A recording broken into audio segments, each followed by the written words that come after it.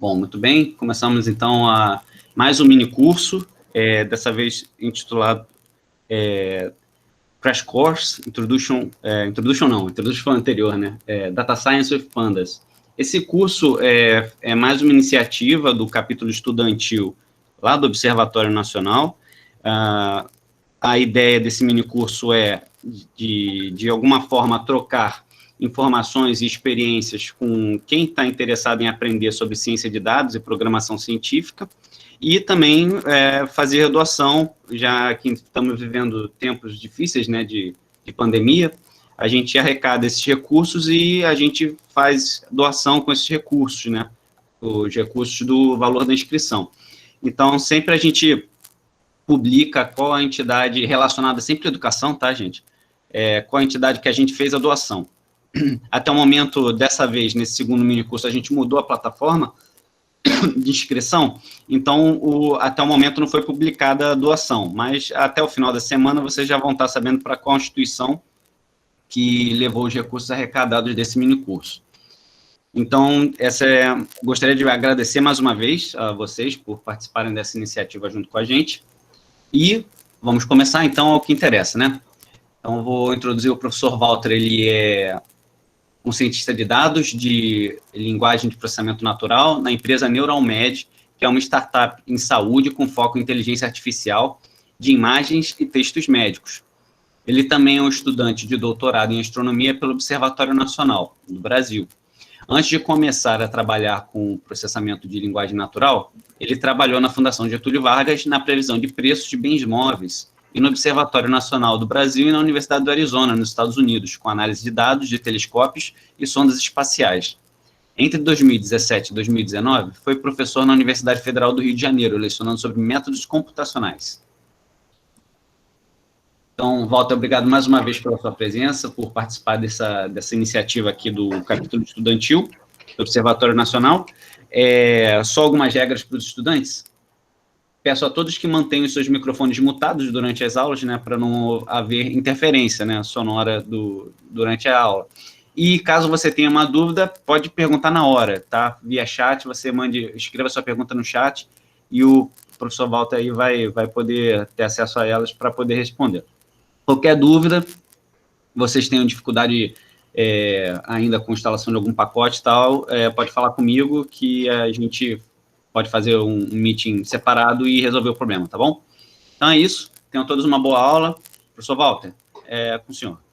Beleza, valeu, Carreira. Então, a ideia que o Carreira tinha passado para mim do curso em si foi dar uma introdução ao Pandas de forma bem básica, já que a maior parte tinha começado a ver Python. O último curso, pelo que eu vi, foi há um mês e pouco atrás, não, certo, cara? Só confirmando, um mês, 2 meses atrás. Um mês atrás. Então, a visão eu estou me baseando no curso, pelo menos a aula de hoje, em umas 2 ou 3 aulas que eu dei durante o meu tempo de professor substituto na UFRJ, e com as atualizações, obviamente, para os casos atuais. Então, eu vou aqui verificar com vocês.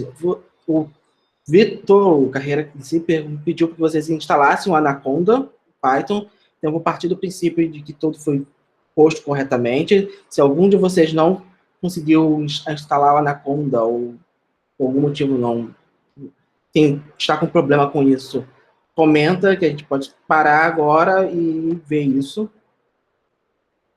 Se não for o caso, eu continuo, então. Vou compartilhar aqui a tela.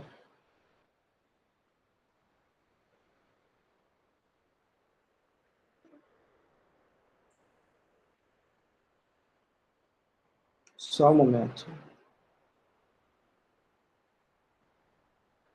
Parece que o meu sistema de segurança bloqueia o meu compartilhamento de tela. Autorização.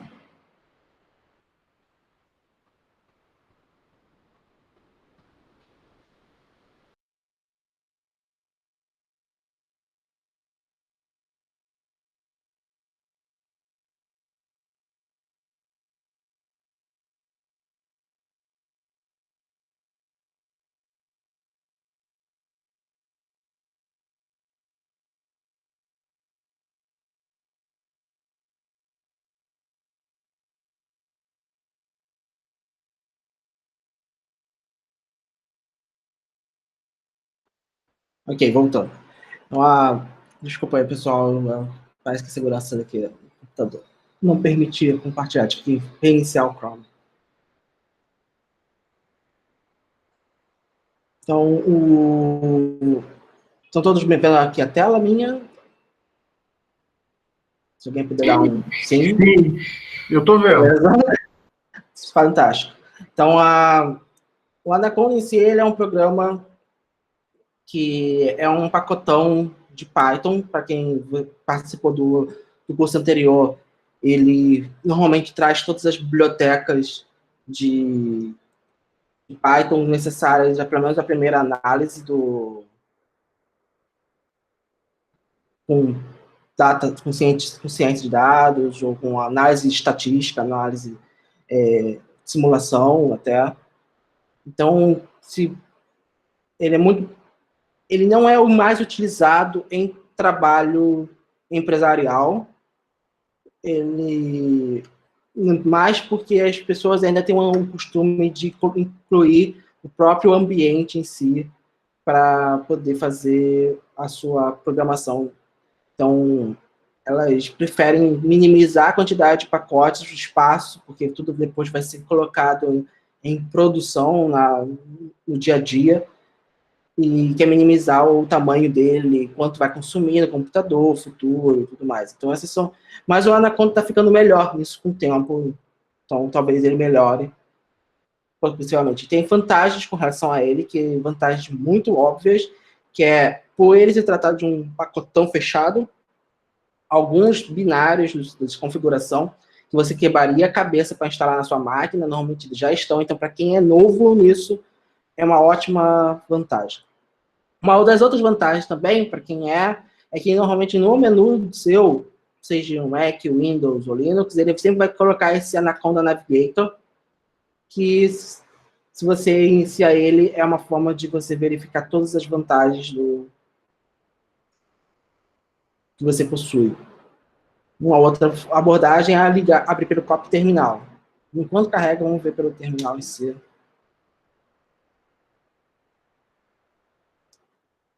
Então, a ferramenta que a gente vai utilizar é o Jupyter Notebook. O comando de terminal dele é simplesmente escrever o nome dele, ou se você está usando na Navigator, ele na tela inicial dele ele já tem listado tanto o Jupyter Lab, quanto o Notebook, quanto o Spider, que foi o que eu vi que o pessoal utilizou no último Crash Course. Então, em geral, você pode inicializar tanto por aqui, pela forma gráfica, quanto para quem adora terminal. Eu prefiro manusear no terminal, mas é por hábito, você, conforme vai avançando, pelo menos a minha opinião pessoal é essa, avançando na carreira, você acaba tendendo bastante a utilizar coisas por terminal. Então, é uma das formas que você tem. Vamos colocar aqui graficamente, ele vai abrir, de qualquer forma, ele vai abrir um terminal, mas vai já te dizer com algumas configurações. E vai abrir no seu navegador essa ambiente gráfico web, né? Ele vai estar alocado em sua própria máquina em si, que vai estar rodando isso, com sua estrutura de arquivos, quer dizer. Então, essa estrutura de arquivos, ela vai abrir exatamente onde você quer, ou seja, se você abre na sua pasta pessoal, todas as suas pastas dentro da sua pasta pessoal vão estar disponíveis para você acessar no Jupyter Notebook. Senão, você não tem isso. Se você abrir uma subpasta, por exemplo, você abre dentro do seu Dropbox, ele só vai abrir as pastas, você só vai visualizar ele e ter acesso ao Jupyter Notebook, as pastas que vão estar abaixo da pasta do Dropbox, dentro dela, exatamente. Então, é um erro comum você acabar abrindo de maneira errada e precisar de um arquivo numa pasta, vamos dizer, uma outra pasta de downloads e você na pasta do Dropbox.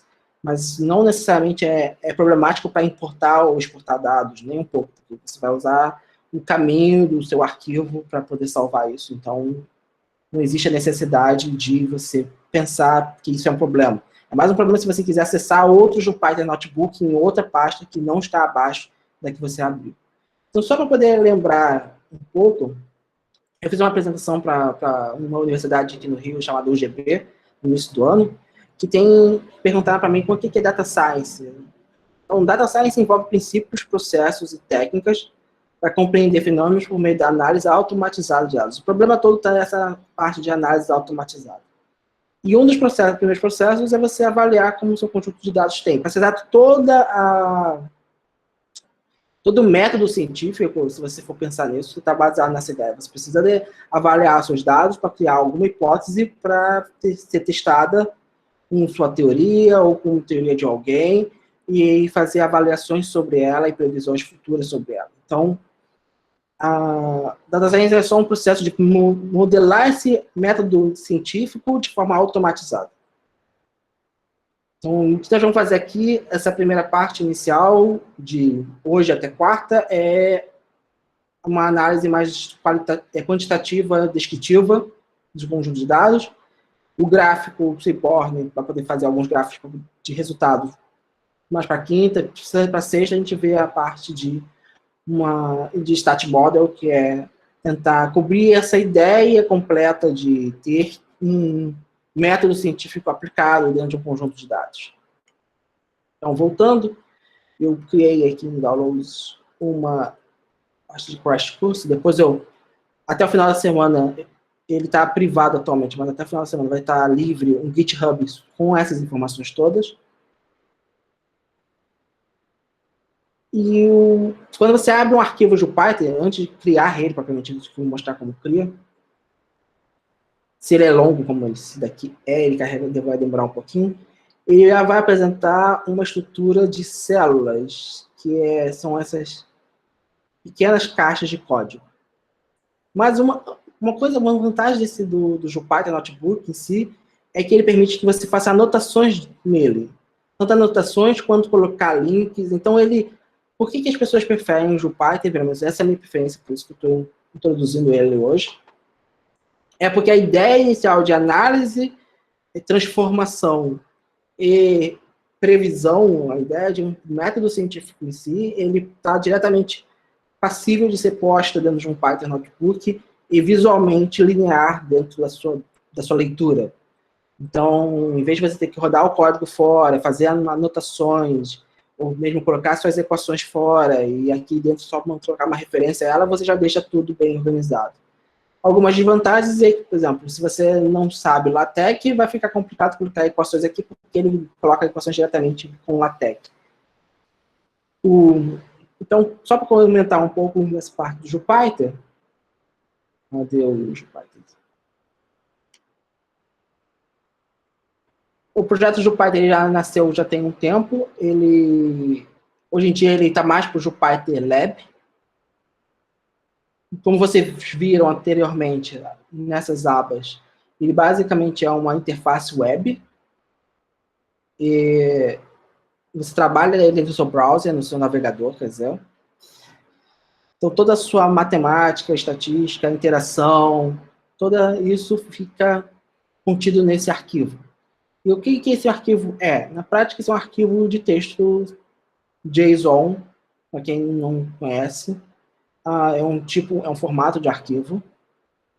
E, em geral, ele vai ter não somente informações do seu código, como as informações gráficas que você incluiu nele. E uma das vantagens dele é poder escrever como eu fiz aqui, que eu vou mostrar também. Então, como que você escreve nessa parte, no seu Jupyter? Você faz essas anotações usando esse Markdown. Então, aqui está um link. Eu não achei uma vantagem em português de forma imediata, talvez pelo próprio Google fazer referência, quando a gente faz uma pesquisa, ele dá mais próximo que a gente comenta.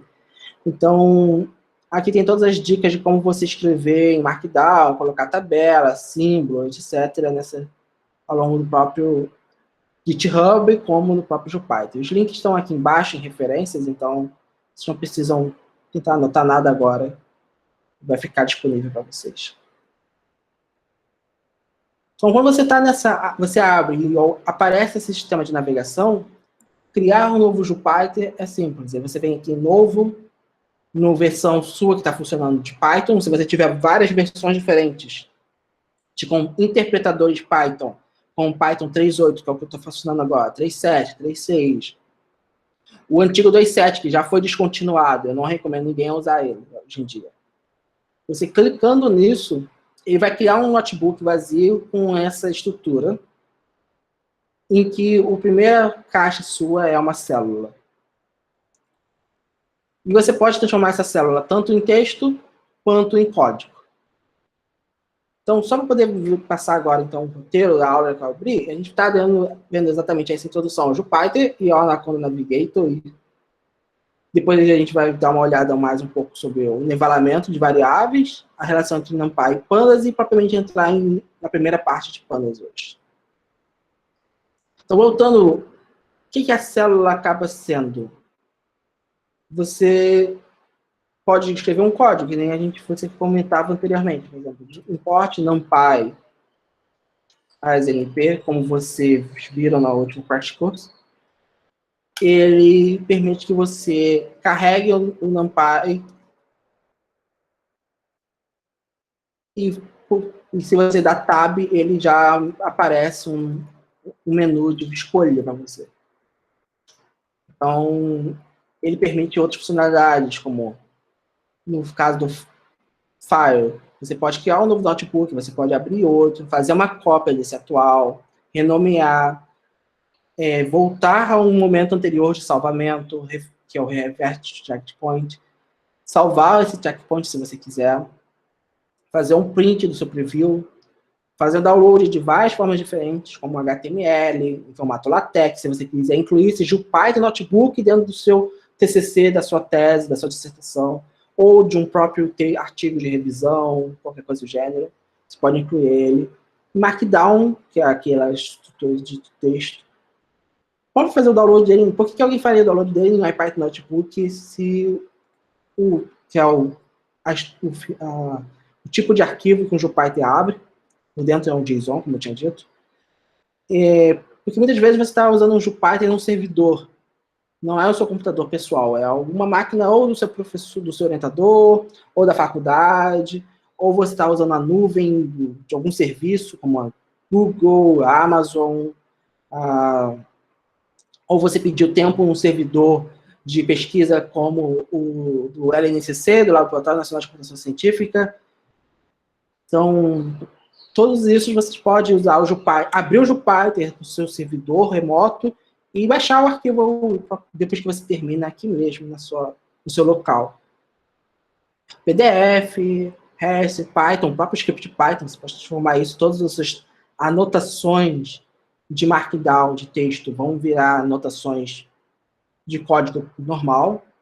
E uma coisa que é uma extensão que eu coloquei aqui, que é para transformar o próprio Jupyter em slides. Então, você pode transformar ele num próprio slide. Edição é aquela movimentação de você copiar, colar células, deletar células. Então, se você chega numa célula, seleciona ela, você pode cortar ela, você pode incluir uma nova, fazer um paste de copiar para baixo, movimentar para cima, movimentar para baixo ela. Você pode rodar de novo aquela célula.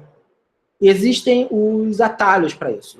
Eu normalmente não funciono, muitas dessas coisas aqui eu não movimento por clique, movimento por atalho. Então, se você for aqui no Help, você vai ter uma descrição de uso da interface, um hiperlink para várias documentações, como documentação de Markdown, documentação das extensões de Jupyter, do Python, do IPython, NumPy, SciPy, que é a biblioteca científica do Python, de gráfica do Matplotlib, o SymPy, que é programação simbólica, para quem já conhece, é uma programação semelhante ao que o Wolfram Alpha funciona, que é um serviço.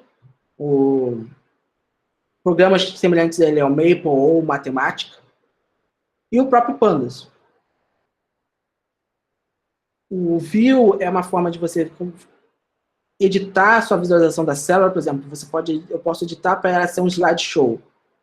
E daí ele pode ser um slide e colocar esse aqui como um subslide. Então, você cria apresentações também com o seu código. Isso é uma coisa chata de fazer às vezes, colocar apresentações de código.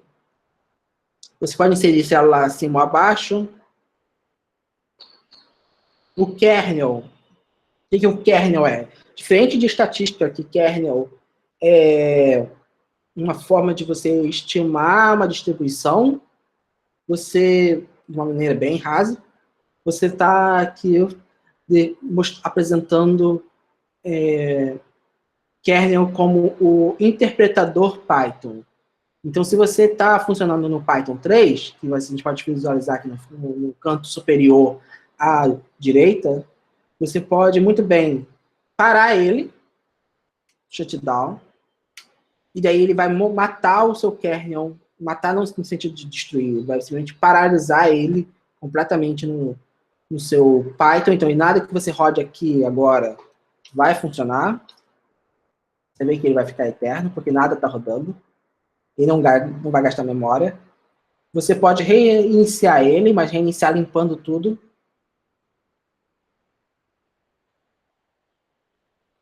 Se tivesse algo... Você pode reiniciar e rodar todo o seu código, se você já tem coisas escritas. Você pode interromper ele não mata o kernel, ele só para a célula, cada célula dessa daqui de funcionar. Então, uma das coisas vantagens do Python Notebook é que, diferente do script, que você tem que rodar tudo com um comando Python, seu script.py, é que você pode rodar célula a célula, ou se você errou numa programação em alguma célula anterior, no seu código, você pode reeditar ela. Então, vamos dizer que eu erre na importação do NumPy. Erre não, porque não está errado. Mas as pessoas, isso é falta de consistência. Vamos dizer que a gente coloca PD, é mais comum ser usado para pandas. Então, você importa a biblioteca e isso aqui é um alias, é basicamente um nome genérico qualquer que você pode dar. Então, se a gente importa pandas como PD, o np-array não vai funcionar, mas se você coloca pd.array, vai funcionar. Como aconteceu. Então, exatamente esse problema. Mas o PD ele é mais comum em códigos de Python para pandas. Então, muitas vezes você pode acabar... Isso é só um erro bobo, nada. Você pode ter um erro muito pior. Então, se você quiser só voltar aqui e corrigir isso, e reexecutar essa mesma célula, agora vai funcionar exatamente como usando esse tipo de variável. Por exemplo, você pode estar dando um valor errado para uma constante, um laço, uma rotina, uma função errada. Então, você só precisa recompilar aquela célula. Então, isso é bom porque o fluxo de pensamento humano normalmente não é contínuo. Você começa fazendo suas contas, escreve o script, aí você erra, aí você pensa que tem que melhorar uma outra parte, você volta. Então, o bom do Python é que ele leva em consideração esse fluxo de pensamento. Widgets, se você for na página do Python, tem um link aqui de widgets. Ele é basicamente extensões a mais que você pode incluir. Uma delas é... que agora não está funcionando isso. Uma delas é a própria interatividade. Então, você pode montar, para quem faz geologia, geografia, parte oceanografia, essas coisas todas, ele permite você visualizar mapas. Assim, normalmente é uma biblioteca chamada Leaflet. Então, é uma indicação para quem quer fazer mapas e que usar esse tipo de visualização. Uma biblioteca que você possa usar é o Leaflet. E ela se integra completamente com o Pandas. Normalmente, hoje em dia, quase todas as bibliotecas científicas são integradas com o Pandas. Porque ele virou a referência básica de análise. Voltando... Então, essa é a visualização padrão do Jupyter. Você pode, depois que você termina, você desliga ele, faz um shutdown, fecha. Se você não fechar diretamente, você pode voltar na página, na janela inicial, vai estar listado aqui todos os notebooks que estão rodando no seu kernel, no seu interpretador Python nesse momento. Tem uma pergunta aqui? Ah, não, é só... Então, voltando... Então, o Jupyter, essa que eu comentei aqui, está todo escrito aqui nessa parte inicial. Outra coisa interessante do Jupyter é que você permite rodar comandos de terminal. Então, comandos que precisam executar algo, você precisa desse exclamação dentro dele, eu não vou executar, mas comandos mais simples, como, vamos dizer que você tenha use o Windows. Você coloca D, ele vai listar os seus arquivos naquela pasta. No Mac, no Linux, você coloca ls, ele vai listar os arquivos. Então, você pode colocar ls, HLS, ele vai apresentar o que você teria no terminal, mas no seu próprio Jupyter. Isso é bom, exatamente por você não precisar sair dele para poder fazer esse tipo de interação. Então, agora que, se as pessoas tiverem algumas dúvidas, façam essa parte. Senão, a gente continua na parte de nivelamento. Vamos lá. Então, beleza. Qualquer coisa é só falar, não precisa, pode me cortar, eu prefiro que me corte no meio e pergunte. Então, no nivelamento, a gente começa dando uma revisão sobre NumPy, e para poder entrar em Pandas. Não vou fazer revisão de tudo que vocês viram no Crash Course 1, porque está disponível no YouTube para vocês, né, na página do Greenbat, se não me engano, mas não tem... E vocês podem conversar comigo se vocês tiverem dúvidas, obviamente. Então, a importação de pacote, como eu comentei, ela é simples, você pode importar um pacote que já exista na sua estrutura, com esse tipo de comando, ou você pode importar ele, um script, uma coisa que você customizou. Se você clica na célula do Jupyter, essa inclusão de código está aqui. Então, você tem o primeiro nível, que seria o título, o segundo nível, que seria o subtítulo do seu texto, você escreve completamente normal na sua anotação, no Markdown, e você coloca esse código de visualização dentro dessas 3 traços. E aqui você pode colocar Python, mas se você quiser falar sobre Bash, que é a linguagem LS de Linux e Mac, né, que agora a gente está atualizando isso. Se você quiser falar sobre R, se você quiser falar sobre Fortran, então, todos esses tipos de situação normalmente tem.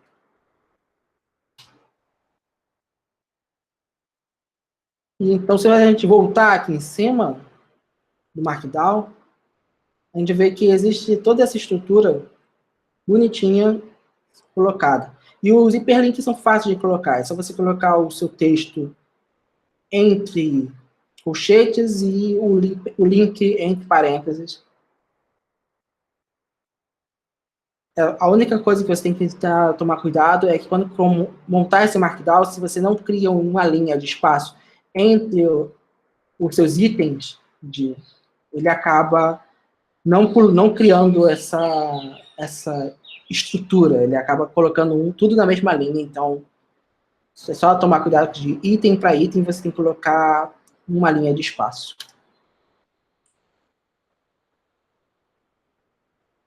E como que você vai criar essa célula de texto? Vem aqui, célula tipo código.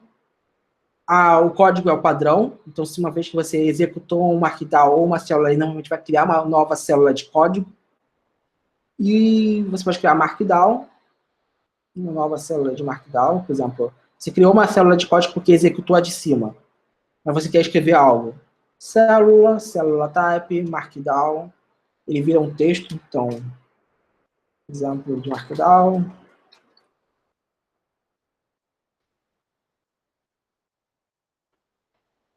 E ali acaba se tornando muito simples você alternar entre eles. Existe um terceiro tipo de célula, que é esse HowNB-Convert. Isso só vai ser usado se você quiser, por exemplo, você quer exportar aqui em Fire, você quer exportar em HTML. Só que você quer incluir algo em HTML que você pegou online ou você criou. Se você vem aqui, cria uma nova célula, e depois de uma célula, você converte ele para uma NB-convert, e você pode incluir um código de HTML, que na hora que você exportar aqui, esse código vai ser compilado pelo interpretador de HTML que tem, um pequeno interpretador, e ele vai sair no resultado final. Eu normalmente não uso, mas eu só uso Markdown porque normalmente supre as minhas necessidades. Tem exatamente esse problema de programação, é que você só aprende normalmente o que você supre as suas necessidades. Uma outra funcionalidade da célula é que você pode incluir esses duas porcentagens que se chama Magic, ou mágica. Na prática, se você for executar as importações, ele vai rodar bonitinho, vai mostrar que apareceu um número que foi a ordem que foi executada no seu arquivo, ele foi a terceira célula a ser executada de código, e ainda vai mostrar para você, se você fosse verificar o tempo de processamento de uma célula ou de uma rotina de código, você incluiria import time, o modo convencional de um script. Time.time, você colocaria o inicial dele, por exemplo. Mas você, no caso do Jupyter, você não precisa, você pode simplesmente usar esses magics. O time.time, ele já executa a importação, ele apresenta para você quanto tempo o seu CPU demorou para executar todo o código e quanto tempo ele levou ao final. Por quê? São diferentes. O tempo de processamento é quanto o código de script seu é executado. Quanto é dentro de interpretador executado para você que está fora, como usuário, visualizar esse processamento, ele depende desse wall time, que é 4 segundos nesse caso. O wall time, no caso final todo, de processamento, mas o tempo de resposta do interpretador para você, ser apresentado para você, foi de 4 microsegundos. Então, o total de tempo dele é esse wall time. Então, lembrando variáveis, eu vou aqui, célula, restart e clear all, para poder apagar todas as respostas. E vou voltar a executar todas elas. Mas vamos executar dessa célula para cima. Então, célula run all above. Ele vai executar todas as células em sequência que estão acima de você.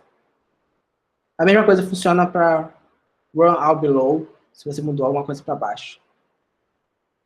Um nivelamento, primeira coisa. Uma variável. Variável normalmente é um valor, ou um símbolo, alguma estrutura, e ele tem um tipo. E esse tipo ele pode ser uma lista, pode ser um float, que é um número real, e você pode ser um float com precisões diferentes, porque lembrando que em computação a gente não trabalha com números exatos, a gente está trabalhando sempre com números que possuem uma incerteza associada a ela, que é uma incerteza natural do próprio computador. E você pode ter dicionários, você pode ter data frame, o array, o NumPy. Então, data frame, que é o objeto do Pandas, o objeto principal do Pandas, ele acaba sendo um próprio tipo de variável. Então, se a gente fornece x igual e faz print x type x, ele vai mostrar que nós definimos e a classe dele é inteira. No Python, você não precisa colocar mais. No 2.7, no 3.5, se não me engano, você precisava colocar um ponto aqui para definir ele depois com float, em algumas operações, como a divisão. Hoje em dia, isso não é mais necessário. Mesmo que ele tenha definido como int, ele acaba sendo uma boa variável depois para trabalhar, se comunicar com uma variável real, float, por exemplo.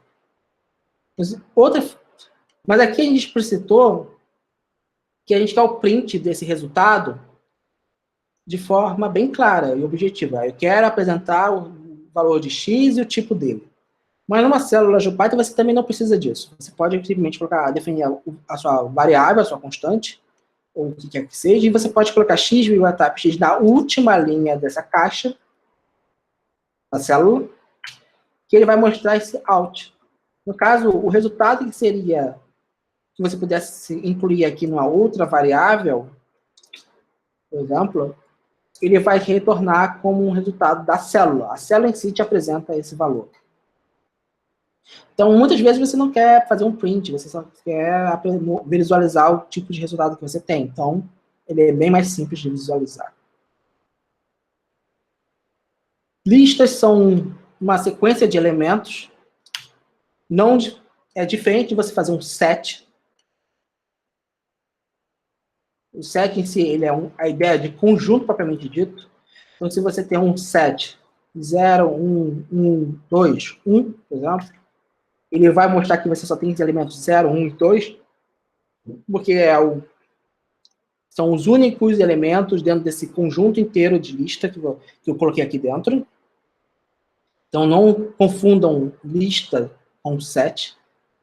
Mas a lista ela é uma sequência de elementos que podem ter número de valores repetidos, aí pode ser números, podem ser strings, que são texto, eles podem ter outros objetos dentro da própria sua lista. Você pode até colocar modelos bem pesados dentro de uma lista de modelos, completamente factível de ser feito no Python. Se a gente criar essa lista e pede para fazer o type dela, ela aparece bonitinha aqui. Uma outra forma de visualizar bonitinho, se você não sabe qual é o tipo de variável, é o comando chamado isInstance.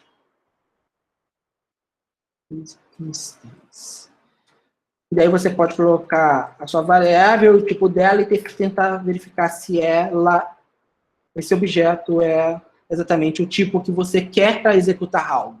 Então, se você quer, da sua função, no seu código, fazer um processo que dependa de uma lista, de um dicionário, de um tipo específico de variável, você pode criar isso, por exemplo. If not instance, int no, por exemplo. Como ele é uma lista, ele nunca vai executar esse if ou else. Mas se ele for, ele vai executar. Você também pode utilizar isso para, dentro do seu código, fazer esse tipo de rotina. Se ele tem esse tipo de variável, faça isso. Dicionários diferentes de lista e conjuntos, o set, ele é um objeto, uma variável, um tipo de variável, que ele tem uma estrutura de dados que não necessariamente precisa ter o mesmo tamanho em todos eles, que estão dentro deles. Então, um sudeste é a minha variável que eu estou definindo, ele vai ter estados e vai ter siglas. Então, vai ter uma lista que, em ambos os casos, que tem o mesmo número de elementos. Não necessariamente isso é verdade. A coisa boa do dicionário é que ele funciona como se fosse uma pseudo-estrutura, em que esses termos, estados, siglas, são chamadas chaves, keys. Então, se você pode pegar todas as chaves de um dicionário, se você fazer ponto keys no nome da variável. E com isso você consegue exatamente pegar algum desses dados, que eu só quero a informação sobre listar o nome dos estados. Sudeste, abre um colchete e coloca o nome da chave que você quer pegar a informação, ele te retorna essa informação. Como eu disse, não necessariamente eles têm que ter o mesmo tamanho. Então, se você quiser incluir outras chaves que tenham como resultado dentro uma string, float, outro dicionário, outro objeto, perfeitamente factível, que essa é a filosofia do Python. Então, se você printa ele, você acaba tendo isso. Existe uma extensão no Jupyter que você tem que ativar, que é o visualizador de variáveis. Se você isso não é ativado de imediato. Então, lembrando agora, existe esse NB Extension. Você pode ativar as extensões disponíveis ao Jupyter. E eu deixei na referência aqui em cima instalando as extensões. Tanto o artigo do Medium, que explica isso, está em inglês, infelizmente, mas eu acho que pesquisando no Google você consegue encontrar isso em português, quanto o Stack Overflow, dos possíveis erros que você possa ter, porque se você sempre vai ter algum erro, obviamente, sempre terá algum erro em programação. Então, você voltando aqui, você pode... eu instalei uma extensão que se chama... Cadê o nome? Variable Inspector, que funciona que nem do Spider, para quem gosta do Spider.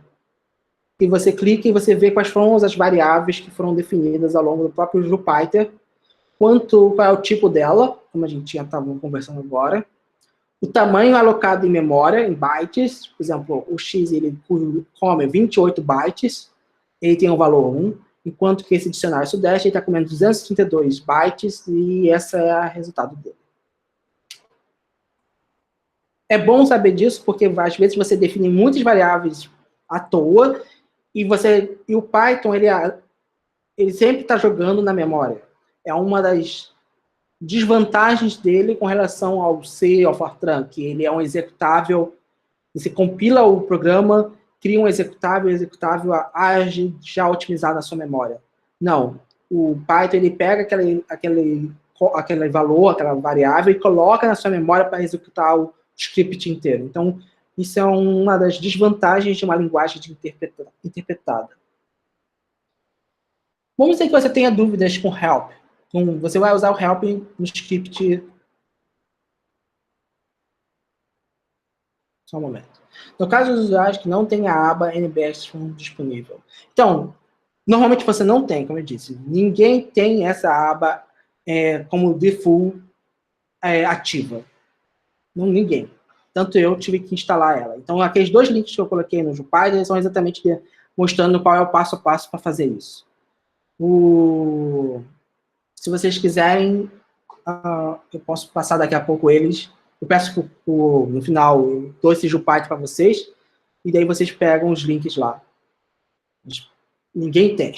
Não, essas extensões, elas são algo a mais que são pós, né? É que nem você customizar a sua roupa no jogo, de videogame.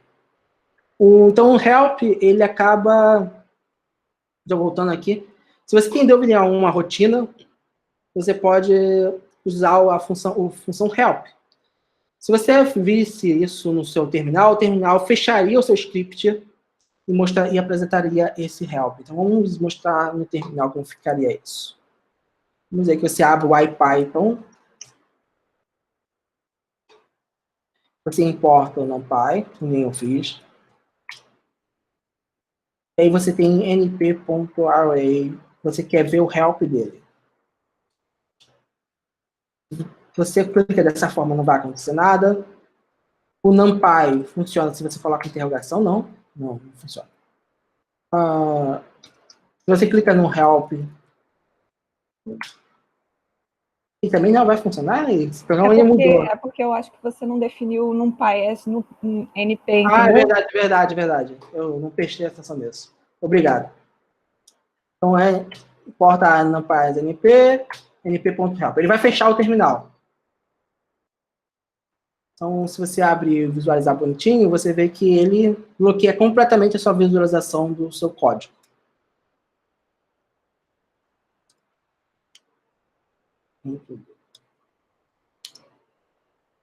Então, se você, no caso do Jupyter Notebook, você pode ver o help dentro de uma própria célula.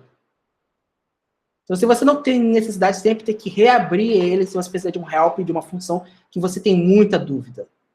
Você pode colocar ele e vai mostrar como se fosse um resultado da célula. Você pode minimizar ele. Você ainda pode minimizar, acho que ainda mais com o Jupyter Lab. O Jupyter Lab te permite minimizar a célula inteira e só deixar esse aqui, essa caixa. Depois, no final, eu abro o Jupyter Lab para poder apresentar ele. Então, entrando no NumPy, o NumPy ele é uma biblioteca focada em álgebra linear.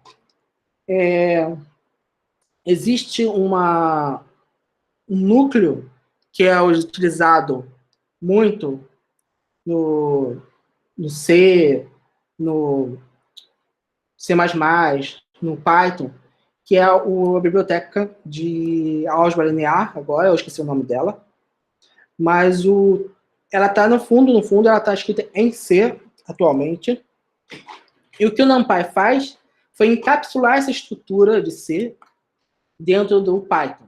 Então, você se comunica nesses executáveis já com uma linguagem de alto nível mais fácil do que se você tivesse que escrever em C diretamente.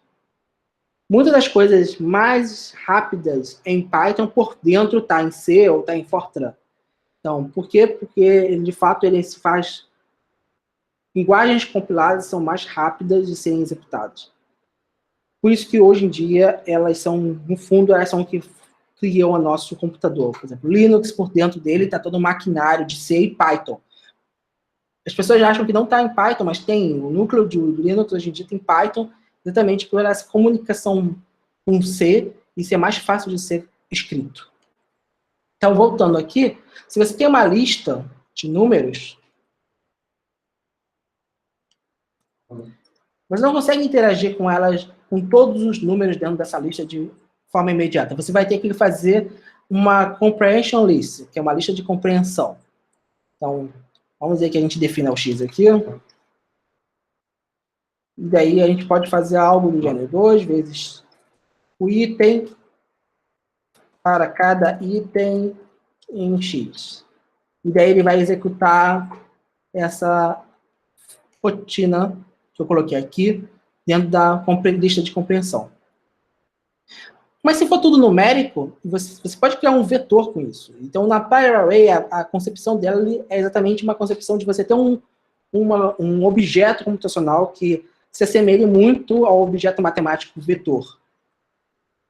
Se você definir o x dessa forma, ele vai mostrar para você um array, um print dele, e o objeto dele, o tipo, é esse NumPy ND_Array. O de N é multidimensional array. Então, é um vetor multidimensional. Mesmo que aqui seja um vetor de uma única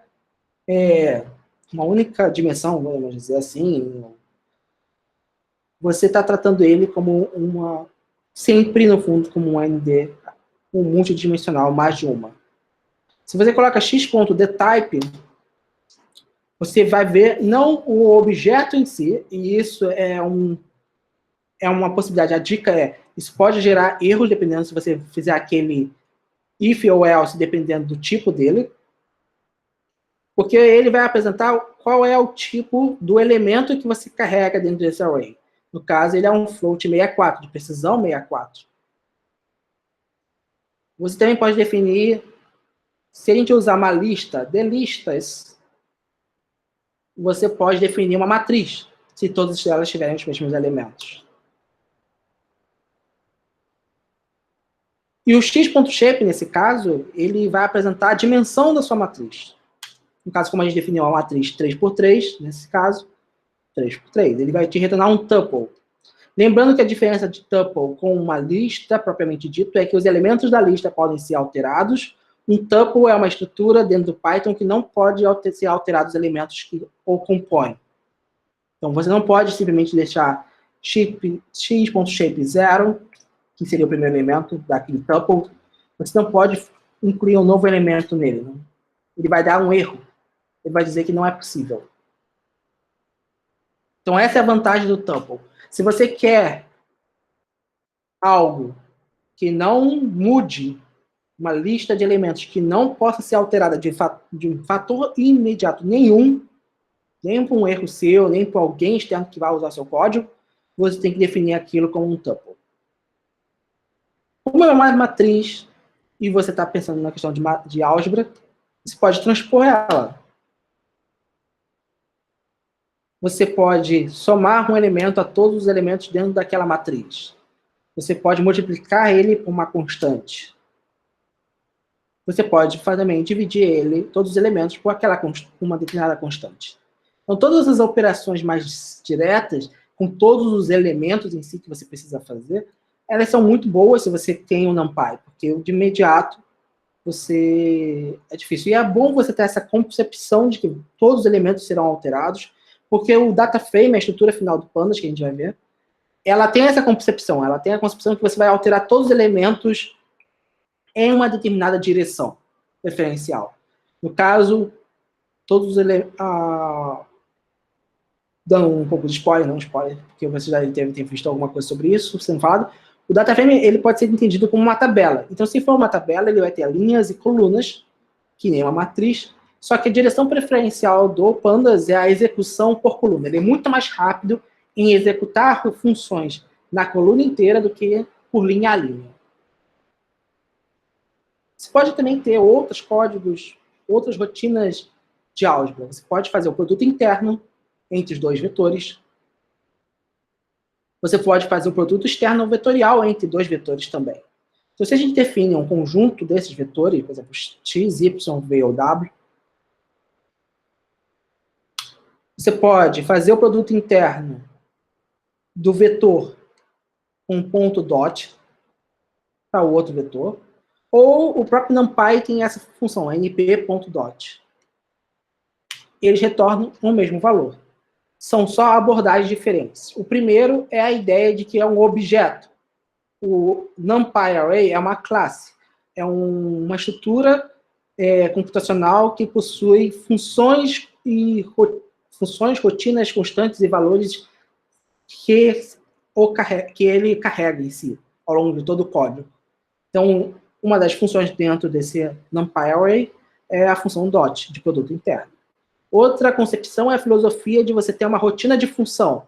Então, existe o pacote possui a função .dot, então numpy.dot é uma função e você pode aplicar ela com dois elementos, que são os dois vetores de v e w. No caso do produto vetorial, você está criando um novo vetor normal ao plano definido por x e y. Então, se você faz np.cross, você exatamente cria essa execução. Se você faz isso de forma algébrica, o que você pega é essa matriz, copia essas duas primeiras colunas para cá e faz aquela multiplicação usual de matrizes. Multiplicação não, desculpa, errei. Determinante, se não me engano. Processo de determinante. É um tipo, não lembro agora exatamente a conta, se vocês souberem, vocês comentem aí, mas eu esqueci isso. Tem tanto tempo que eu não vejo essa parte. O nome exato, eu só aplico que a gente acaba esquecendo a nomenclatura. Ele vai retornar a mesma conta.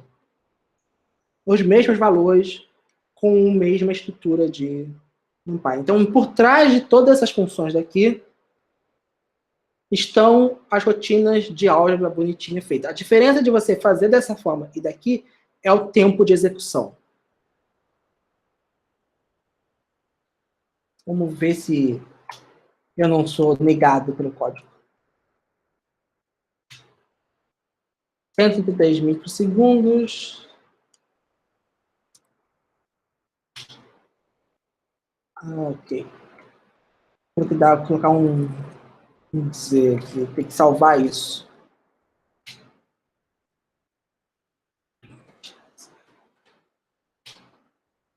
Não funciona? Comentário. Pronto. 406 microsegundos. A diferença é absurda. Se a gente eliminar daqui para não salvar uma... Mesmo assim... ele foi mais rápido dessa forma. Interessante. Se a gente não salva isso numa variável, ele vai acabar sendo mais rápido. Regra de Cramer. Valeu. Então, o problema daqui é que se você faz de um vetor pequeno, ele acaba comendo esses 133 microsegundos. E como você vai aumentando os seus processos, essas funções customizadas acabam se tornando mais úteis. Então, onde é que a gente também quer encontrar a inversa de uma matriz, por exemplo? A gente define que o x é uma matriz, usando array. Tem a função linalg inverse. Esse linalg é exatamente essas funções mais específicas de álgebra linear. Você acaba invertendo essa matriz x pelos métodos numéricos de cálculo numérico.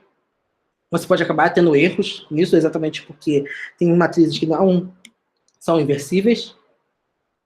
E se você usa o produto entre as duas matrizes, entre ela e a sua inversa, você espera ter uma identidade.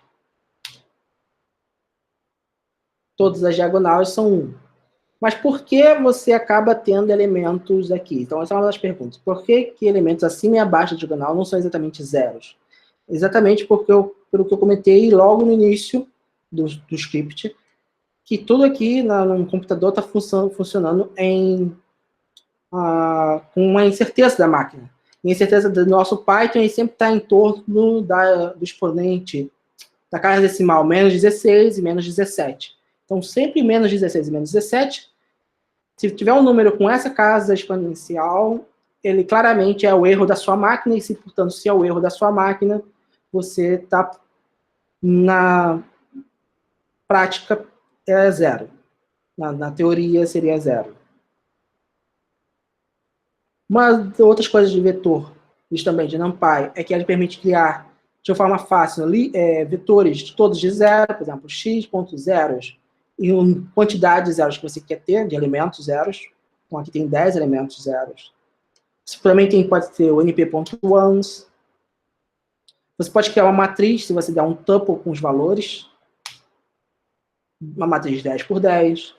Você pode já aplicar uma constante ou uma função nessa matriz, de tal maneira que crie para você já otimizado uma matriz com o resultado que você quer. No caso, eu simplesmente multiplique aqui por uma constante. Você pode criar um vetor seguindo uma quantidade de elementos que você queira e um intervalo início e final que você quer. Então, você quer 0 e 1, e você quer 25 elementos dentro desse intervalo.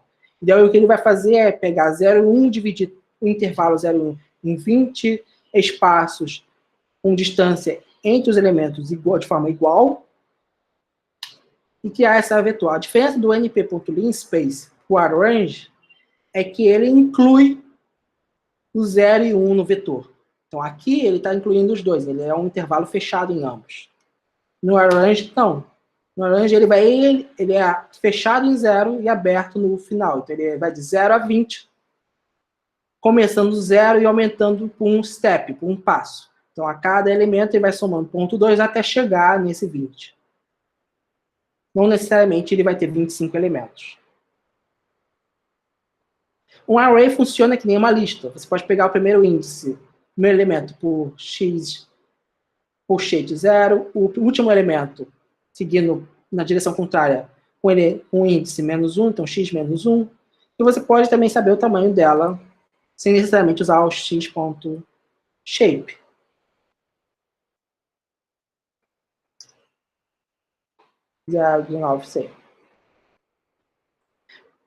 Estatísticas básicas, como mínimo, máximo, mediana, desvio padrão, todos esses também já estão inclusos dentro do objeto NumPy. Quando você definir um elemento, seja uma matriz, seja um vetor, você consegue tirar essas estatísticas.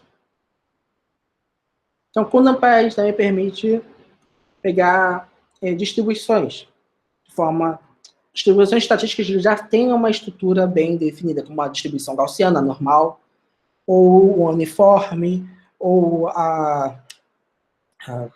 os nomes. Eu estava usando bastante ela. Bom, a Poisson também pode ser. Então, você np.random.normal, 0 e 1.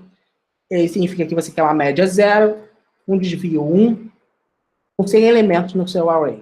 Então, ele vai pegar aleatoriamente esses elementos. Você pode usar o Matplotlib para poder criar o histograma dele e visualizar aqui. 100 elementos são poucos, então você não espera que ele seja uma gaussiana bonitinha, mas você vê que ele já tem um comportamento de 100. A mesma coisa como o uniforme, você vai ver, visualizar que tem. Se você vai aumentando a quantidade de elementos que você quer desse array, ele vai ficando bonitinho dessa maneira. Qual é a vantagem de usar essa biblioteca random? É que se você trabalha com análise e você quer testar a ideia de que uma determinada variável segue uma determinada distribuição, você pode já incluir nela elementos aleatórios e aplicar as suas rotinas, a sua hipótese nesse vetor que você criou. Então, já é uma vantagem. Outra vantagem é que se você tem uma simulação formal, por exemplo, uma simulação de uma variação do clima na região por altitude, uma das variações que eu até utilizo, análise, você acaba tendo exatamente esse tipo de situação. Você tem que sortear valores para uma determinada média, um desvio com relação a uma coisa que você já tirou da natureza, mediu na natureza. Você usa isso e cria sinteticamente uma distribuição dentro daquilo e um erro, usa o erro associado, observado, para poder visualizar como a sua simulação artificial, a simulação está evoluindo. Outra vantagem é que ele funciona já com radianos. Existem constantes com isso. Não só o π, mas outras constantes, como a constante de ouro e outras coisas do gênero. Então, você pode ver que 2π é 6,28 em radiano. Existe a função para transformar números radianos já direto para graus. Em astronomia, no caso, é bem útil, porque a gente trabalha tudo, com medidas no céu, muitas coisas são graus, não são usados em radiano. A gente tem que transformar depois para radiano para fazer as contas, mas é feito com grau, a observação. O Lean Space, se você colocar 0, 2 vezes NP por π, 100, vai acabar criando um elemento que vai variar de 0 radianos a 6,28, 2π radianos. Se você transforma esse elemento direto, uma função aplicada em todo esse vetor, você transforma de 0 a 360 em termos de graus.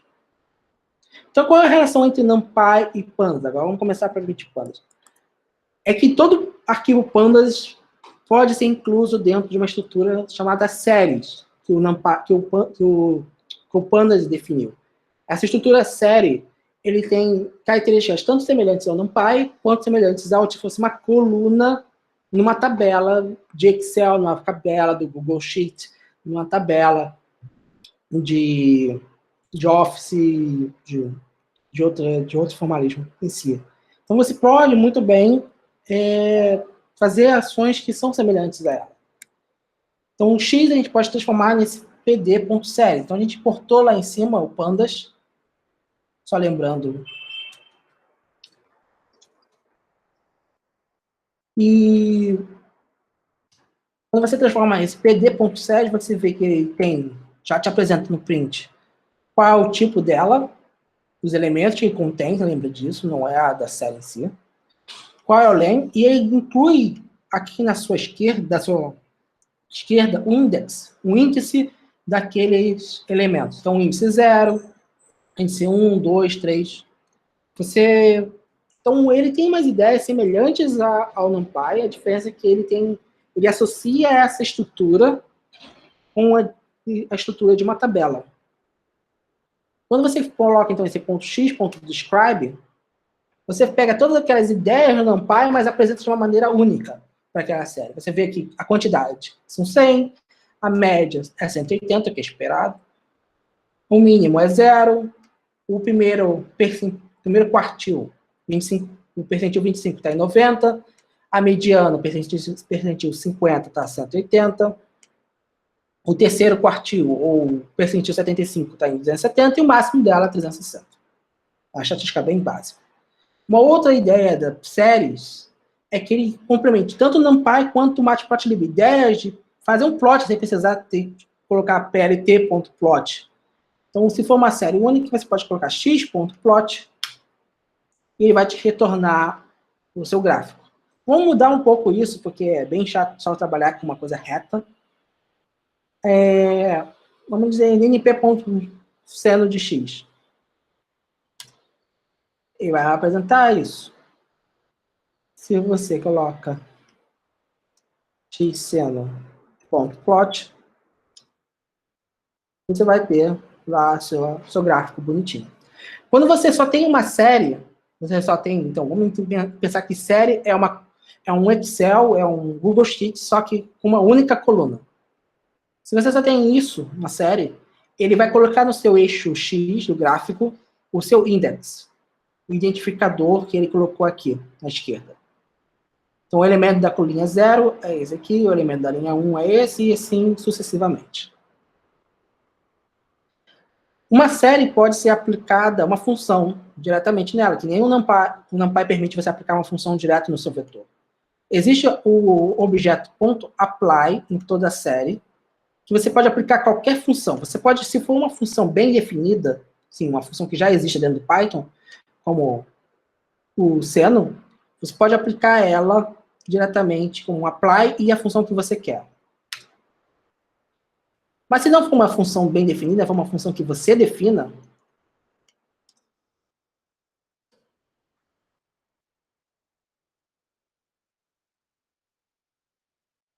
vou só definir aqui, mas ele vai retornar a mesma coisa. Você pode colocar np.apply e usar o que o pessoal chama que é funções lambda alfa, que é funções lambda, desculpa, não lambda alfa, funções lambda, que é a estrutura de lambdas, por exemplo, K é você definir numa linha a própria função para ser aplicada. E colocar seno de K. Então, o K é cada elemento em si dentro da sua série, seno de K é a função que você definiu de forma externa, sendo aplicada a cada elemento de forma na coluna inteira.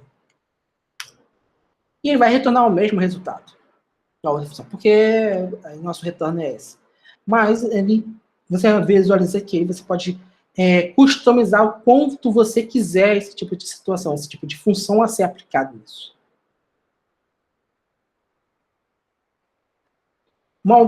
Depois que você vê apply, você pode pensar, e se eu tiver uma tabela com 1 milhão de elementos e a gente precisa processar cada um deles com uma função específica que você customizou. Uma biblioteca útil que já vem dentro do Anaconda, mas se você for por fora do Anaconda você tem que instalar, é o chamado TQDM. O que o TQDM faz? Ele cria estruturas de barra de progresso, tanto em loops como for, while, ou por exemplo, como dentro do próprio Pandas. Então, se você importa o TQDM da própria biblioteca, porque a função, eles decidiram que o nome da função principal da biblioteca tem o mesmo nome da biblioteca, o objeto ele vai ter esse ponto pandas.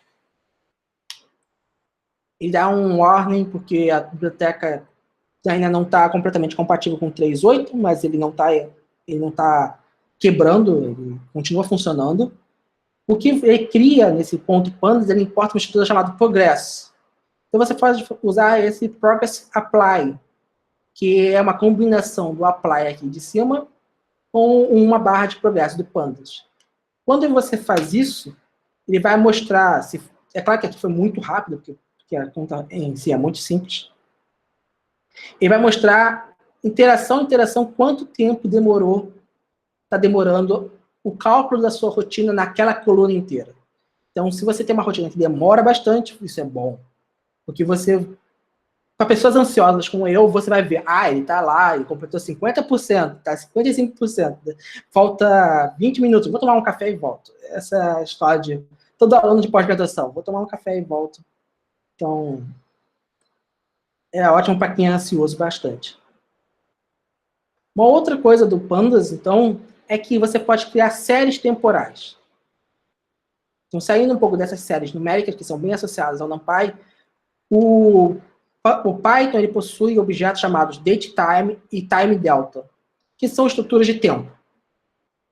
Então, se você dá como string uma data, lembrando que, como isso, todas essas estruturas estão, na maior parte dos casos, voltadas ao inglês, a forma como o inglês escreve, então, o americano escreve, o britânico escreve, então o mês acaba vindo, a estrutura vem ano, mês e dias. Então, pd.dateRange, e vamos dizer que eu quero 7 dias. E vai criar uma série temporal, datetime_index, com a data que eu comecei, e vai avançar ele a cada um dia. E o objeto dele vai ser esse datetime 64, ou seja, um objeto de data temporal com 64 de precisão. E a frequência dele vai ser de dias, serão de dias. Então, o help do pd.dateRange é esse. Você pode especificar a zona do tempo, a gente vai ver isso em transformações amanhã. Você pode especificar a frequência, pode não ser 7 dias, você pode criar 5 horas, por exemplo. Você pode especificar também o final, você quer que tenha um final especificamente dito. E e todas essas informações são úteis, principalmente se você trabalha com análise de séries temporais, uma análise de algo que está variando ao longo do tempo. E você pode acabar criando também, então, uma matriz, por exemplo. Você pode definir, então, esse dates vai ser uma série temporal pandas, começando com a data de hoje, por 30 dias. Então, aqui a gente vai começar a dar a estrutura de data frame. A gente vai incluir uma matriz, 30 por 4.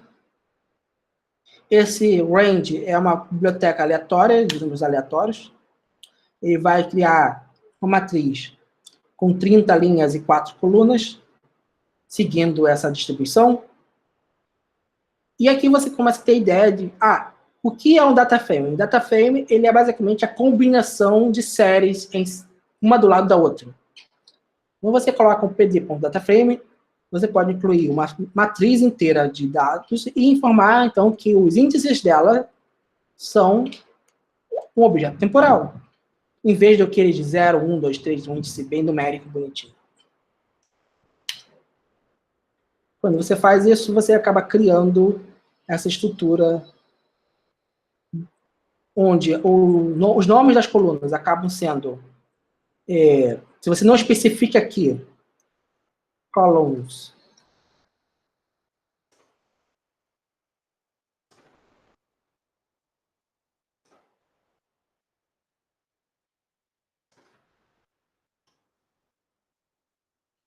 para informar qual é o nome das suas colunas, que nem a gente fez com índices, ele vai criar em numeração, que nem o index de linha a linha padrão que a gente viu lá em cima.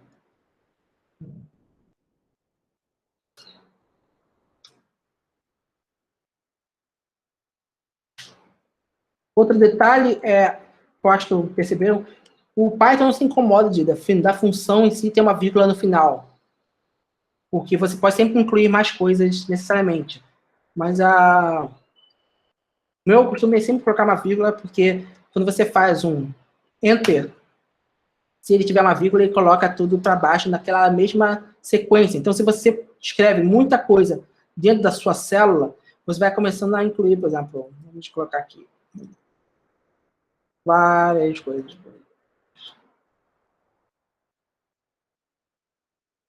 Só para poder mostrar. Se você vai colocando muitas informações, ele acaba criando essa barra de rolagem dentro da célula.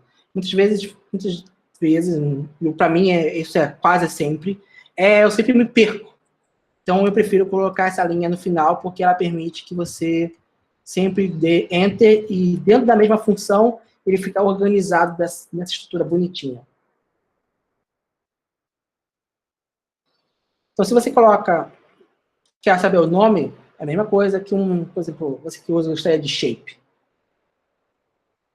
df.shape, que é aquela estrutura de matrizes, ele possui também no Pandas, no DataFrame. df.columns, ele vai te mostrar que no caso daqui, ele é uma sequência de 0 a 4 com step 1, mas se a gente define o nome, ele vai mostrar que o índice de coluna é uma lista. E vai colocar um dietype object.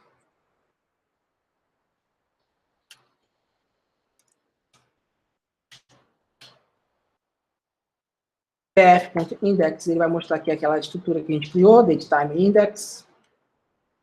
df.describe, ele vai sempre apresentar a descrição estatística, como eu tinha comentado, mas coluna a coluna. Só que uma coisa interessante que tem que se lembrar é que o describe só funciona em colunas que são tipos numéricos. Então, se você coloca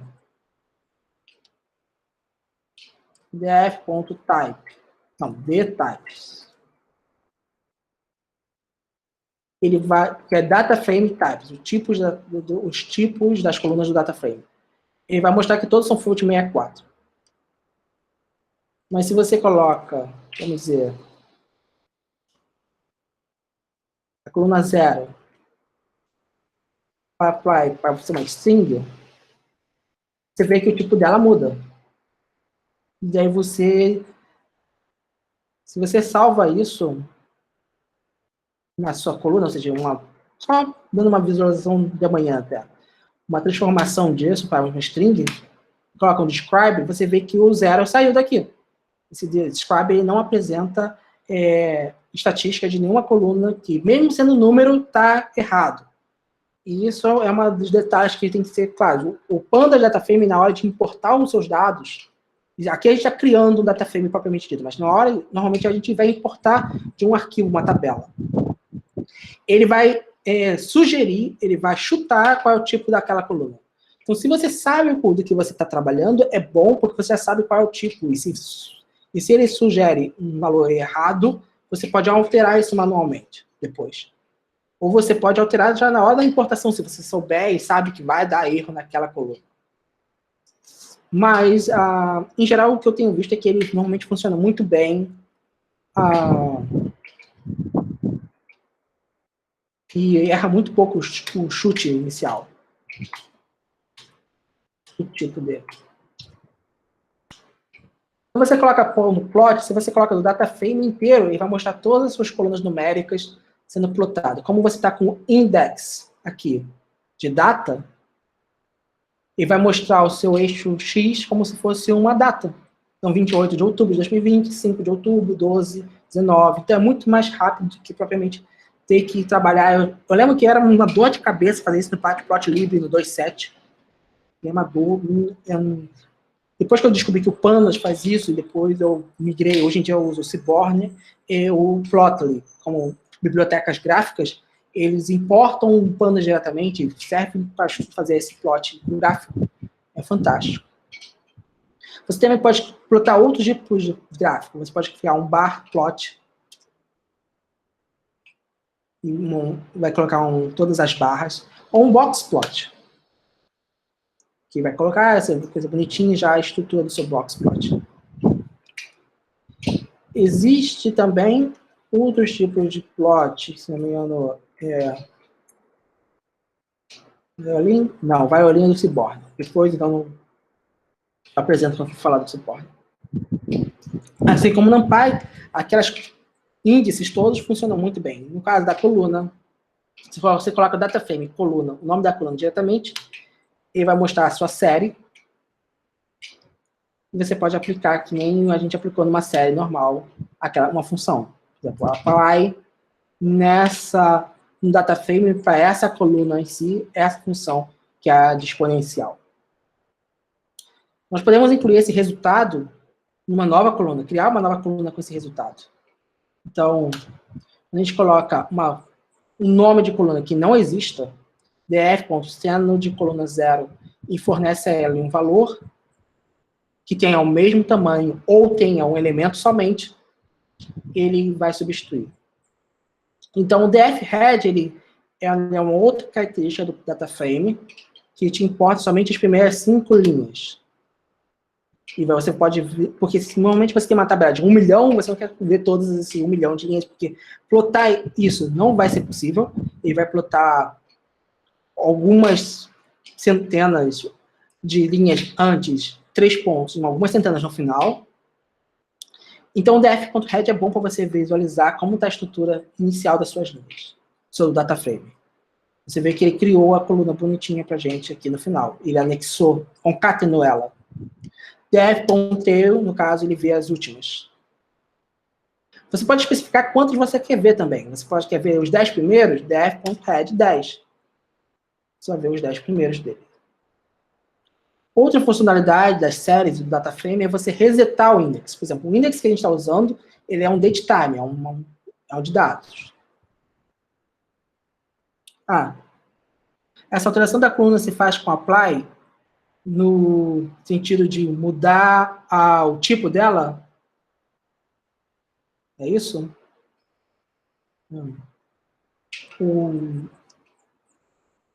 Ou você está falando da questão de aplicar uma outra função? Não entendi a sua pergunta nesse sentido. Bom, se for no sentido de tipo dela, não. Você pode alterar ela como uma simples função daqui. Eu vou mostrar. Então, vamos dizer que você tem um df0. O tipo dela é float64. Vamos dizer que você tem a type string. Ele vai mudar tudo aqui para tipo de objeto, de string. Então, você pode ter esse ASType e definir ela ao longo do próprio processo do código. Se você já importou ela veio errada, como você não gostaria. Você também pode incluir aqui, se não me engano, um dicionário. Vamos colocar a interrogação aqui. E não funciona. Ok. Ponto. Type aqui funciona isso? Funciona. O ASType direto no DataFrame, ele permite que você inclua um dicionário de resposta. Então, por exemplo, você pode ligar PD DataFrame, int, e daí fazer todo o DataFrame de uma vez só, ou fazer o ASType coluna 1 mudar para inteiro 32, coluna 2 no dicionário mudar para string, e daí sucessivamente dessa maneira. Então, isso não vai mudar de imediato, você vai ter que colocar por exemplo, o df ASType string, mudou todo o meu DataFrame para string. Se você quiser colocar ele como default, você tem que jogar a sua variável para cá. Tem um in place aqui? Não, não tem in place. Então, de fato, você tem que mudar ele dessa maneira.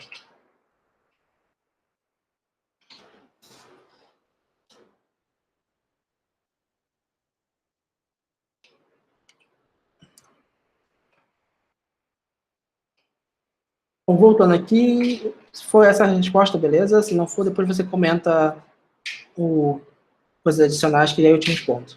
Beleza. A gente pode reiniciar o index, então, por linhas. A gente quer voltar para aquele index 0, 1, 2, 3, bonitinho, uma sequência numérica bonitinha. Então, def.reset index. Só que, como aconteceu com esse ASType aqui, que eu comentei, ele não vai já fornecer. Se você coloca, de novo, para visualizar o DataFrame aqui, ele continua com data. Então, esse tipo de modificação não altera a variável. Ele só altera o que você está visualizando. Exceto se você jogar a variável na própria resposta, essa mudança, ou, como aqui embaixo, colocar esse in place igual a true, ele faz essa alteração e já inclui na sua variável na memória. Então, esse reset index também tem a função drop. E o que o drop faz? Ele remove o antigo index. O que pode ser que você não queira mais trabalhar com aquele index. Ou você não quer usar ele para alguma atividade daquele momento para frente. Você pode eliminar ele para não gastar memória também. Então, se você aplica então, esse drop false, ele é o default, mas eu estou escrevendo aqui só para poder ficar claro. Ele não vai remover esse index, ele vai manter ele como uma coluna nova e colocar esses índices numéricos sequenciais como padrão. E se você quiser aplicar ele já na memória, vai ser um place igual a true. Ele não vai mudar nenhuma resposta, e se você dá um print agora no def, você vê que ele já fez essa alteração na memória.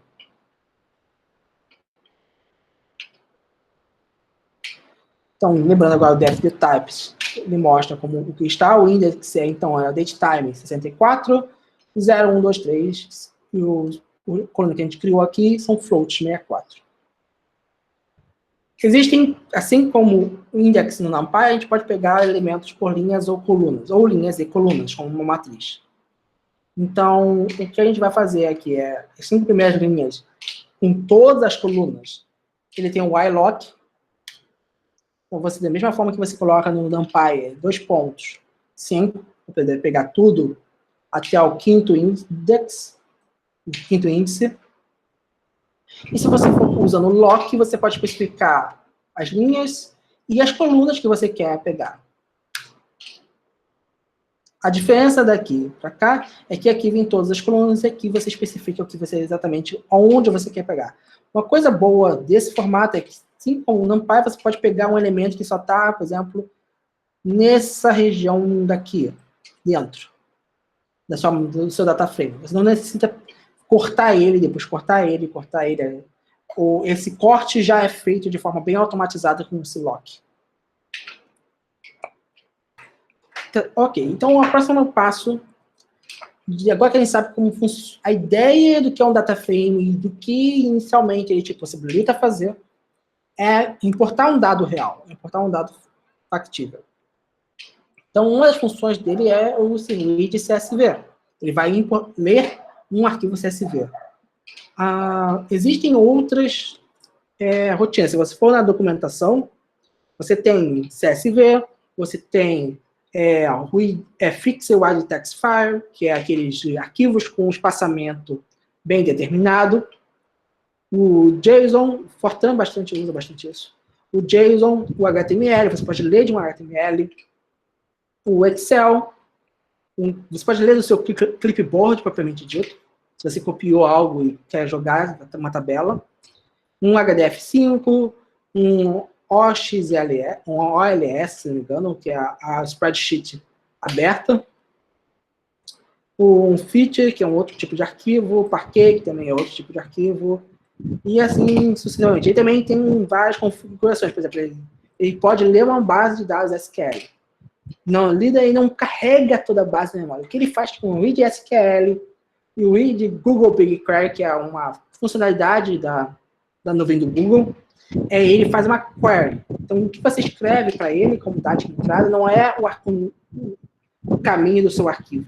Você dá de entrada para ele a conexão SQL, a conexão de BigQuery, e entrega para ele a sua query de SQL. Por exemplo, select todos os elementos da coluna tal, de tanto a tanto, e limita por 100 elementos. Aquela query de SQL bonitinha, você coloca nela uma entrada junto com a conexão, e ele pega e faz a coleta dos seus dados e já exporta no data frame.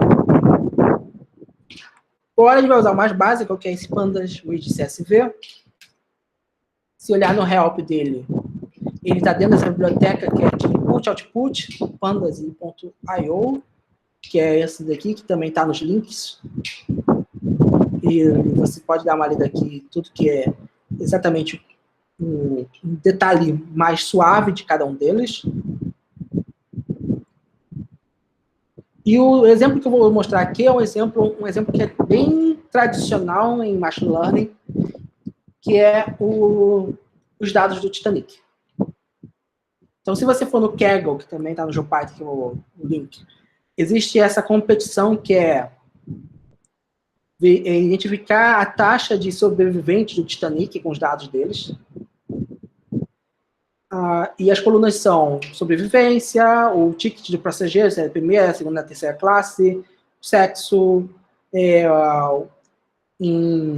o sexo no sentido, é o sexo na concepção médica, a idade, a distribuição de idade, criança, novo, no caso, 1 ano, 2 anos, 3 anos, em anos. Se são simples, ou seja, a conexão entre eles, o ticket number, a passenger fare, que é quanto ele pagou para passagem, o número da cabine, porque isso tem a ver com a estrutura do navio, e se embarcou, se não embarcou, no fim das contas. Então, se alguém quiser, se vocês quiserem baixar esses arquivos, é só vir no Kaggle, no link que eu deixei no Jupyter, e criar uma conta com Google, com Facebook, o que vocês quiserem, ou se vocês não quiserem usar nenhuma rede social, usar por login e senha, e-mail e senha, e vim aqui aceitar a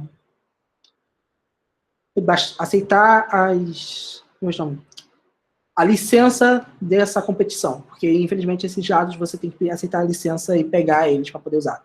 Afinal das contas, nada vai ser ruim, é só questão de protocolo. Então, o dado a gente vai ler bem simples. O CSV está bonitinho, tipo, cada elemento está separado por uma vírgula. O Pandas Read CSV vai já te retornar a sua tabela importada. Se aqui o separador entre eles for diferente, você pode incluir outros coisas. Por exemplo, separador, ponto e vírgula, separador barra N, barra string, barra N, um próprio espaço. Então, tem toda essa situação. A outra coisa que também o Pandas que é importante levar em conta é o encoding. Por que o encoding? O encoding, normalmente, se você está em ASCII, ele vai ser importado de forma padrão. Mas se você pega ele de um Excel e quer ler um Excel, e você abrir um Excel no seu computador, e salvou ele, um computador que está em português brasileiro, ele vai estar com encode latim e vai estar com um separador diferente também. Em geral, é o separador dele, pelo menos é o ponto e vírgula, até onde eu lembro. Então, você precisa ter cuidado que, às vezes, que você salva em outros programas que não seja Python, se você trabalha sempre com Python e salva em Python, você não vai ter problema nenhum. Mas quando você pega um arquivo Excel, uma tabela que foi exportada, por exemplo, pelo Matemática ou pelo MATLAB, ou você salvou um dado dentro do seu R, se você usa um R como outra ferramenta computacional, você acaba salvando ele, você pode salvar ele com uma outra codificação. Então, é muito importante você levar em conta que existe uma lista desses encodings que pode ser útil. O seu problema de leitura do dado pode não necessariamente ser porque o dado está errado, mas sim porque o arquivo que você salvou, de onde você pegou, está com um encode diferente do seu país, língua e, principalmente, a ferramenta que você usou anteriormente.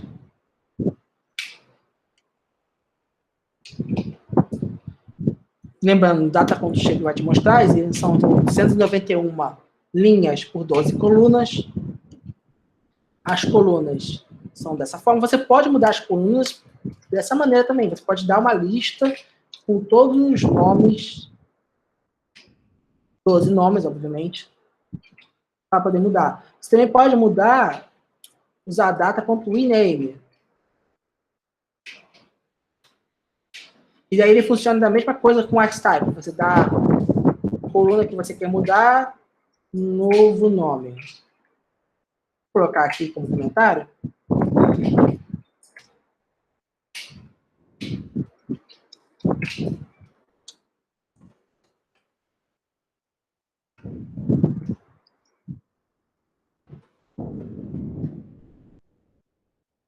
O data.dtypes mostra para a gente que passagem D inteiro, survival inteiro, pclass inteiro, nome e sexo. Ele coloca um object. Ele, quando não, o guess dele não é de imediato, ou se você coloca type string, em geral ele vai sempre retornar essa coluna como object. Inteiro, object, e aí você consegue visualizar quais foram os dados. O head ou tail, no caso eu fiz um head lá em cima, a gente pode dar uma olhada no tail aqui. Você vê que tem um NaN, ou seja, é um número que não foi informado, não tem informação sobre isso, é um número faltante. Esse NaN é bem semelhante ao NumPy NaN. Então, se a gente coloca data.isNA, ele vai criar um data frame, só que booleano, ele vai dizer se é verdadeiro para essa condição ou não. Se você coloca isNA.sum, ele vai somar, ou seja, vai calcular quantos falsos tem aqui e quantos trues tem aqui. Vai retornar somente os trues. Ele vai mostrar que existem 177 faltantes na idade e 687 com o tipo de cabine e 2 se a gente não sabe se embarcou ou se não embarcou. A mesma coisa com o describe, como tínhamos comentado. Ele só vai mostrar as colunas que são numéricas. O survived é um objeto numérico que parece ser binário, 0, 1, parece. 0, e no caso de VATOS, se a gente voltar lá no Titanic aqui na pasta, ele vai mostrar que 0 é não sobreviveu e 1 sobreviveu. Você vê que a gente pode tentar, e assim, é fácil entender que somente únicos são esses dois elementos. Mas no caso de você não souber isso, você não tiver uma coluna, você não sabe quantos únicos tem naquela coluna, você pode usar o ponto unique no final do data frame da coluna que você quer avaliar. Ele vai te dar retornar um array 0 e 1. Gráficos também. Você pode fazer o gráfico, anteriormente dividindo o gráfico por todas as colunas. Você pode especificar uma coluna somente. Data.age, histograma só daquela coluna. Então, a gente pode montar também filtros. Você pode só quer os dados do data que tem um intervalo. A gente pode pegar ele, o shape. Então, ele vai retornar somente o subset do data frame daquele, com essa condição.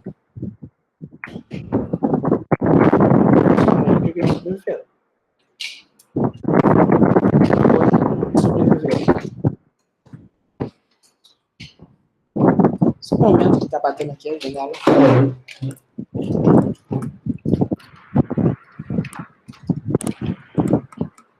Então, no caso do gráfico, você pode combinar coisas do Matplotlib com a própria estrutura do Pandas, de gráfico. Porque por trás o que está funcionando é exatamente um Matplotlib. Então, data survived, age, o histograma, a mudança de cor, o label, se você não quer uma grade ou se você quer uma grade, e o plt.legend para poder apresentar esse label daqui. Então, alterações como label.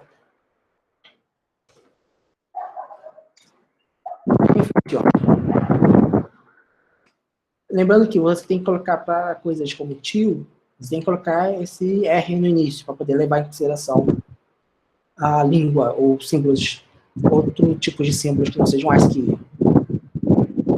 Podemos também visualizar a correlação. A correlação padrão do Pandas é a correlação de Pearson, que é uma correlação que avalia o quão linear um conjunto de dados é com relação ao outro. Então, se a gente seleciona somente as colunas numéricas, a gente pode também selecionar colunas numéricas usando uma rotina para identificar o dtype. A gente pega só elas, a gente pode aplicar esse ponto core, que é o de correlação. Na diagonal vai ser sempre 1, porque ela com ela mesma ela sempre vai ter uma correlação linear 0, ou ela está crescendo. Mas aqui, por exemplo, o passageiro e a sobrevivência tem uma correlação negativa muito baixa, quase nada. Pode dizer que é 0. Mas se você pensa na classe do passageiro, primeira, segunda, terceira classe, quanto sobreviveu, você tem uma correlação. 0,33. E se você pensa na sobrevivência e quanto ele pagou na sua passagem, você vê que existe realmente uma relação de 0,25. Então, são coisas que, de fato, você pode explorar de tal maneira que você vai visualizar, tirar hipóteses sobre isso. Então, vamos dizer que você quer survived.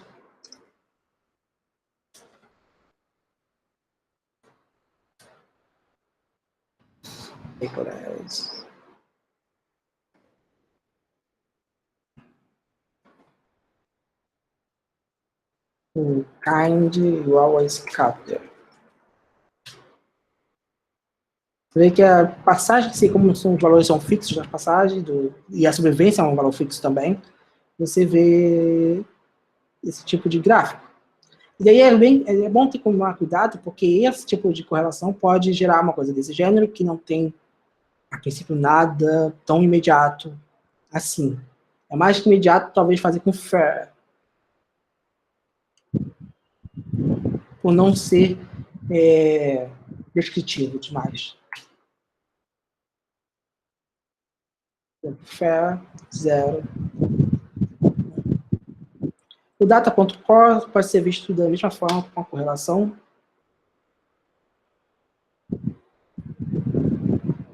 E aí você pode ver que existem outras correlações possíveis dentro do Pandas. O Kendall e o Spearman, que avaliam outros tipos de... não necessariamente uma relação completamente linear, que nem o Spearman, que nem o Pearson, por exemplo. Data.values retorna o seu data frame na estrutura do NumPy, é aquilo que eu comentei aqui. Todo NumPy pode se tornar um data frame. Você pode retornar aquele informação também no dicionário JSON, se você quiser. Você também pode retornar, por exemplo, uma coluna específica como lista.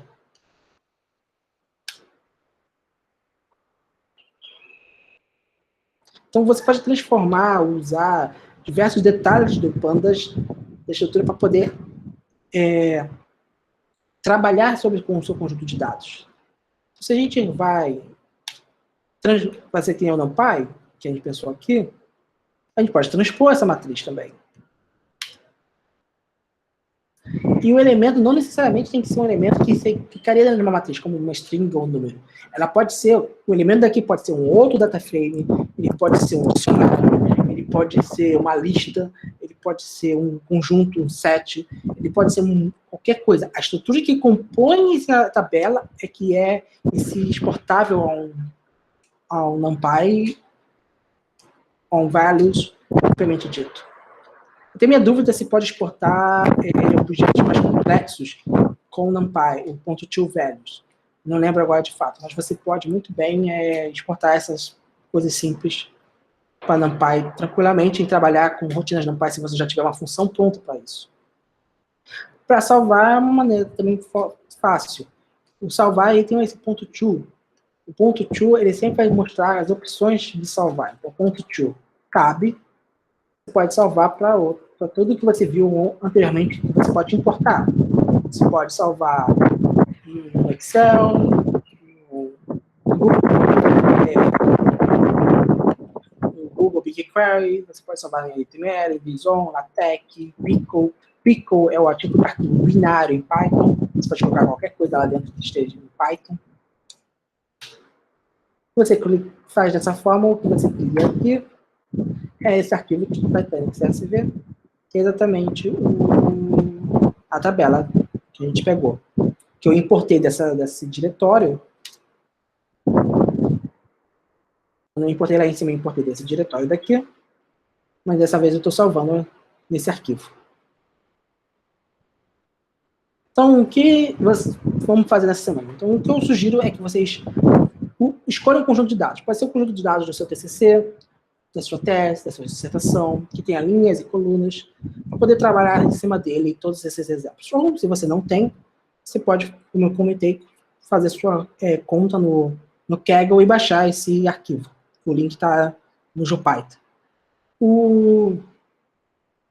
Então, se você importar o seu conjunto de dados, faça o que você viu nessa aula, tente imaginar os filtros possíveis que você possa, como eu falei, o primeiro filtro que eu trabalhei nesse conjunto de dados foi o filtro de sobrevivência, 0, 1.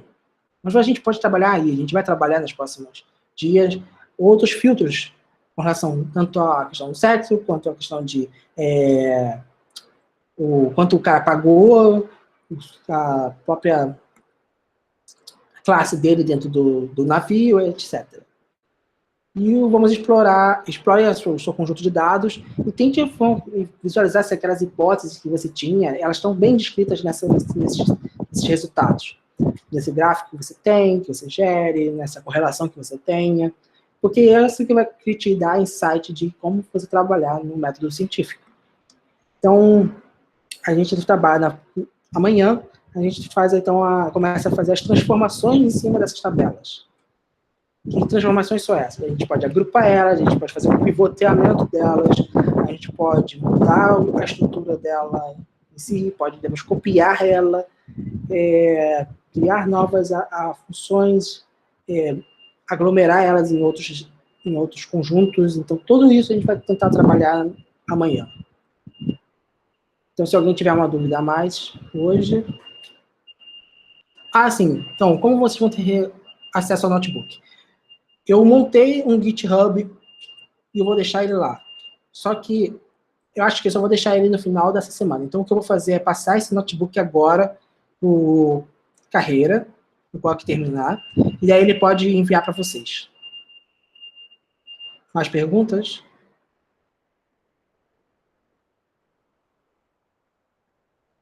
Não? Então, Carreira, tá aí? Opa, estou sim, Walter. Obrigado aí pela aula, muito boa, muito esclarecedora mesmo. Sobre o GitHub.